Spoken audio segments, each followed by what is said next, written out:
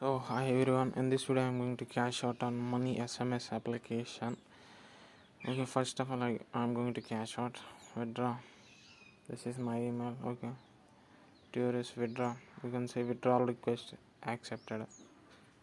Okay, it is under pending. You can clearly see.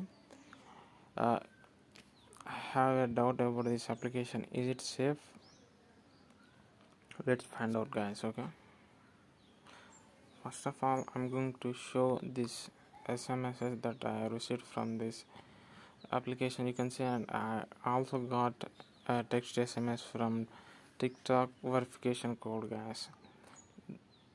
That's why I don't trust this application, and I'm highly suggest you and recommend you guys don't use personal number on this application, guys. Okay, if you have another sim you can use this application better. You can see I already sent the messages on 24th February to money SMS application. You can see this is a